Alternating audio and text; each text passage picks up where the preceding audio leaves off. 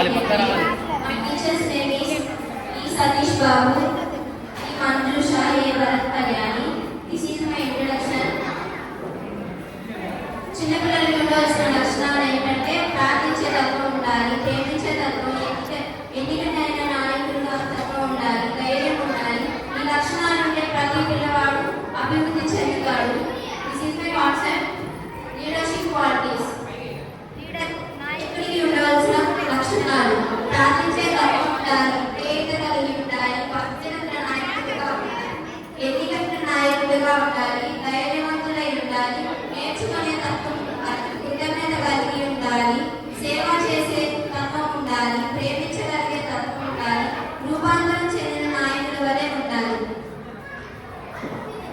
నాయకుడికి ఉండాల్సిన లక్షణాలు అలాగే ఎవరికి ఉన్నాయో ఒకసారి చెప్తాను. ప్రార్థించిన నాయకుడు. ఈ పాట మేము దీన్ని ఒక కాన్సెప్ట్ గా తీసుకున్నాము. 10 లెసన్స్ ని చేసే కాన్సెప్ట్ గా తీసుకున్నాం. ప్రార్థించే నాయకుడు. ఇందులో నెహెమ్యా గురించి తెలుసుకున్నాం. నెహెమ్యా ప్రార్థించే పద్ధతిని బట్టి దేవుడు నెహెమ్యా ప్రార్థనను బట్టి తన ప్రార్థనకు ఫలితాన్ని ఇస్తారు.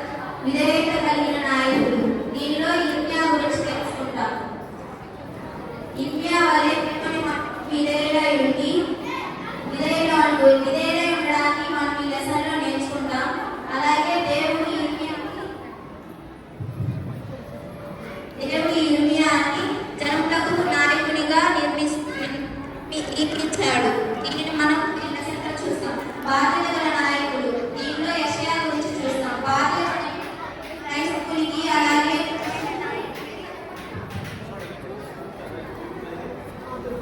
నిజమైన నాయకుడికి ఉండాల్సిన లక్షణాల్లో బాధ్యత అనేది చాలా ఇంపార్టెంట్ లక్షణం. బాధ్యత అనేది చాలా ఇంపార్టెంట్ లక్షణం. యెషయా గురించి ఈ లెసన్లో నేర్చుకుంటాం. యెషయాని దేవుడు తన పాపాలన్నింటినీ క్షమించి తనకి దర్శనం ద్వారా దేవుడు తనని మాట్లాడిస్తాడు. దీన్ని మనం బాధ్యత గల నాయకుడిగా చూస్తాం. ఎన్నికైన నాయకుడు. దీంట్లో దెబోరా గురించి చూస్తాం. దెబోరా ఎన్నిక గల నాయకురాలు.